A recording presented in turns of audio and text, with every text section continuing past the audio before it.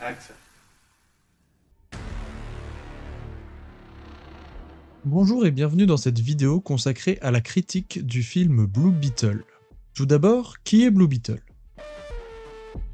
Blue Beetle est un personnage créé par Charles Nicholas Wojtowski et Will Eisner en 1939. Apparu pour la première fois dans les comics Mystery Man Comics volume 1 de chez Fox Feature Syndicate, il perdura pendant plusieurs années dans plusieurs runs de comics entre les mains d'un grand nombre d'éditeurs avant d'être racheté en 1983 par DC Comics. A l'origine, le personnage était un policier boosté à la vitamine avec une combinaison spéciale pour combattre le crime.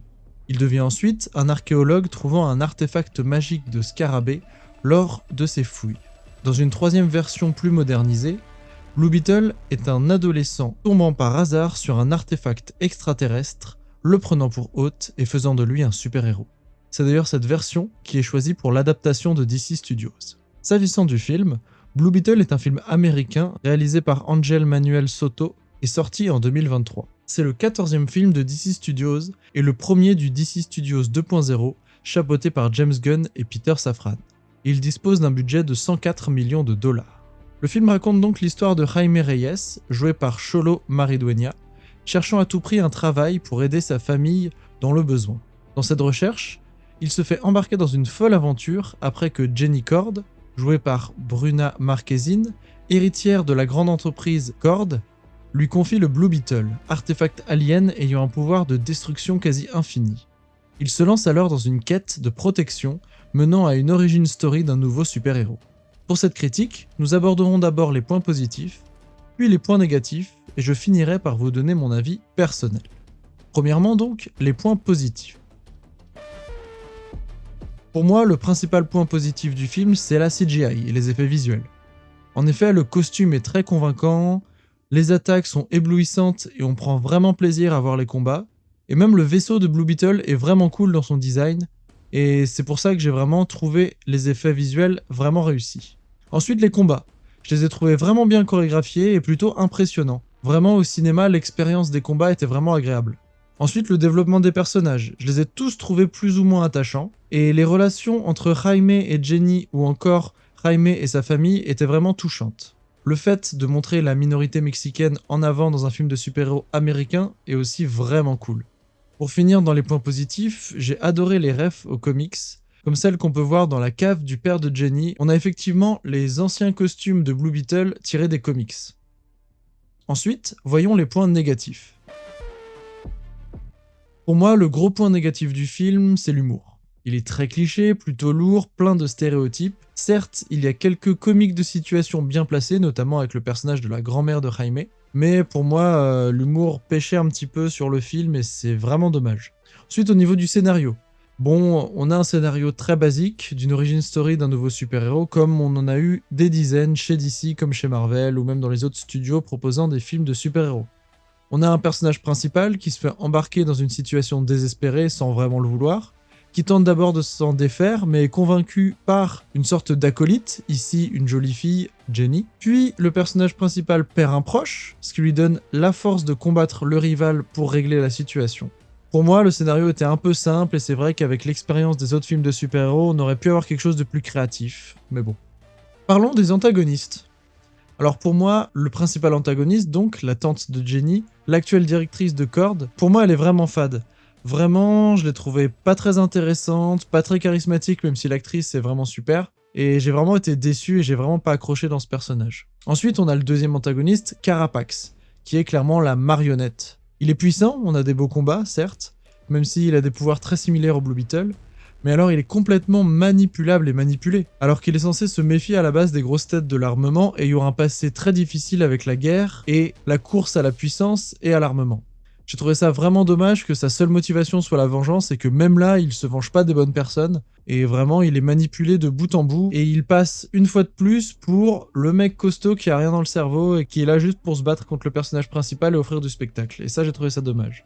Pour finir, le dernier point négatif, c'est que le film est très prévisible, notamment au niveau de sa fin. On a le méchant secondaire qui se retourne contre son créateur, le méchant principal, et qui cause sa perte. On a le héros qui gagne et créant ainsi une happy end, et qui repart avec ici la fille Jenny Cord. Maintenant, je vais passer à mon avis personnel. Alors paradoxalement, j'ai vraiment bien aimé le film. Je ne connaissais pas du tout Blue Beetle, donc ça a peut-être joué dans mon jugement, et donc je n'avais pas d'attente que celle d'une origin story d'un super-héros comme les autres. J'ai donc pas été surpris au moment de retrouver un scénario plus basique. J'ai vraiment beaucoup aimé les combats, et j'ai adoré les persos de Jaime, Jenny et la grand-mère de Jaime qui était vraiment drôle, je dois l'avouer.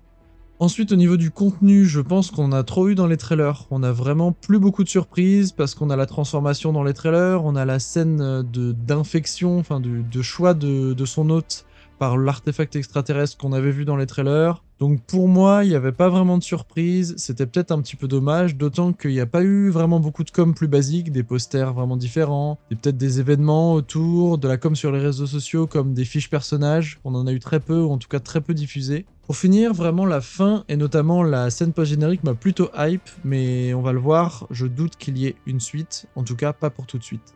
Pour ce film, je mettrai la note plutôt correcte de 6,5 sur 10. Alors on parlait d'une suite juste avant. On sait actuellement que James Gunn et Peter Safran ont repris les rênes de DC Studios, créant ainsi, comme je pourrais l'appeler, le DC Universe 2.0. Donc, en partant sur ce postulat-là, je pense qu'on a un possible retour de Blue Beetle dans les prochaines années. D'autant plus que l'univers partagé qu'ils vont développer, ils l'ont annoncé, sera fait sur plusieurs années. Malheureusement, à cause du chiffre désastreux et des avis critiques, je pense qu'une suite est loin d'être dans les cartons. Je m'explique.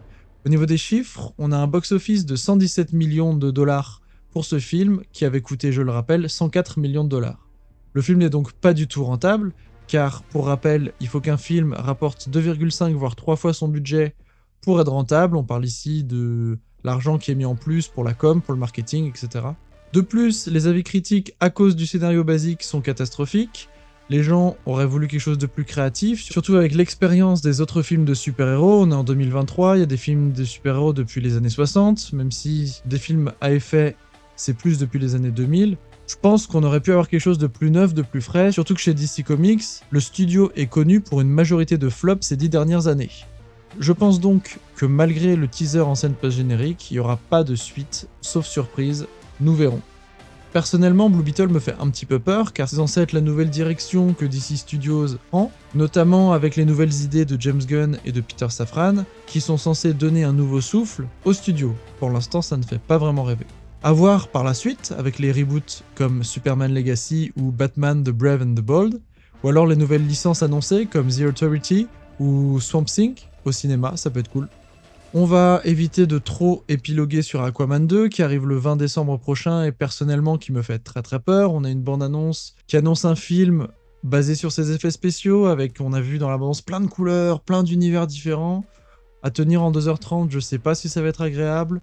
On a aussi, dans un début de scénario, on a l'impression de revoir le voyage initiatique avec Mera, mais cette fois-ci avec son frère. Mera qui disparaît à cause de la mauvaise pub qu'elle fait à cause de son procès avec son ex-mari Johnny Depp. Donc pour moi, Aquaman 2 me fait un petit peu peur, mais nous verrons. Et voilà, c'est tout pour cette vidéo sur Blue Beetle. J'espère qu'elle vous aura plu. Si c'est le cas, n'hésitez pas à la liker, à vous abonner à la chaîne et à partager tout ça. C'était Greg pour Popcorn Studio. Coupé!